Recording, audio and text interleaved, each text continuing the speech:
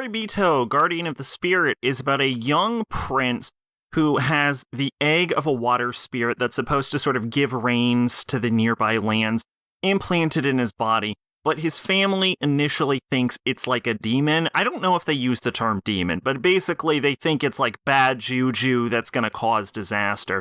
So his dad orders him to be executed, but his mom hires a bodyguard who's just as much of the main character as the boy.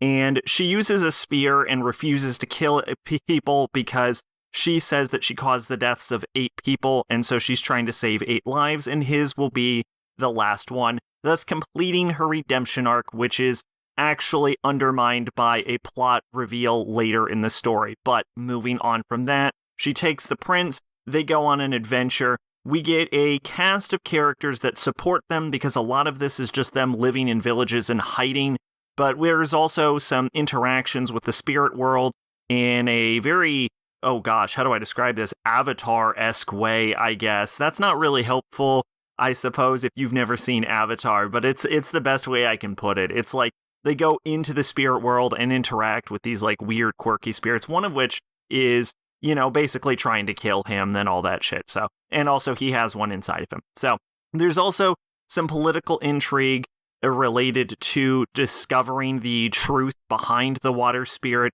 based on this like external conflict between like spirit medium herbalist people who they had a name for and like the star readers who like read signs in the stars, and they have to uncover the ancient mysteries surrounding the history of the country and the water spirit inside of the prince and all of that jazz, and everyone has to make up and come together to try and save basically the country slash prince slash all of that stuff.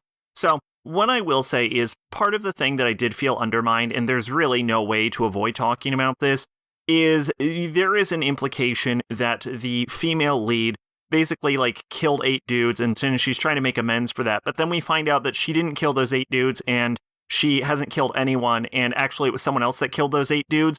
So her sort of redemption arc sort of falls flat on its face. And it also runs counter to a segment where someone from her past who she didn't kill is mad at her and then challenges her to a death match, and then she thinks she kills that guy, but this is all done under the sort of like underlying metaphor of how if you kill too many people you become a tiger. And then she's like, well, I guess I'm a tiger, except for we find out that she's literally never killed anyone.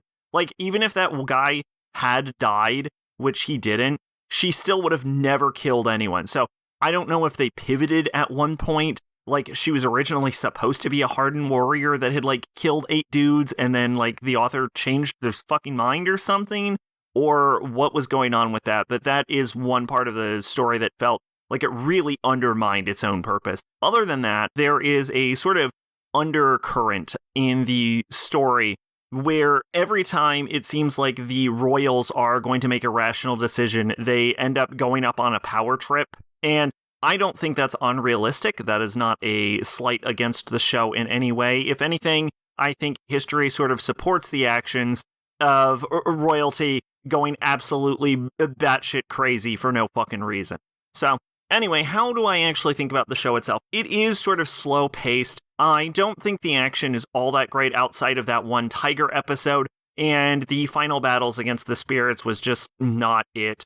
But actually seeing the characters like interact and seeing the character development between the 2 main characters, and I say between, and you know, I do mean of course their relationship, but I also mean that they both grow as people.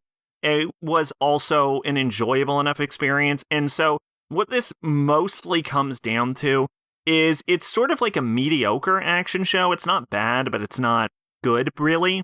But as far as a sort of like character drama, and to a lesser extent, a political intrigue drama, which I was actually surprised wasn't more cutthroat. It kept surprising me because no one got betrayed, I think, throughout the entire thing. I kept expecting someone to get stabbed in the back and it didn't. And it was a real curveball, I think, that didn't happen.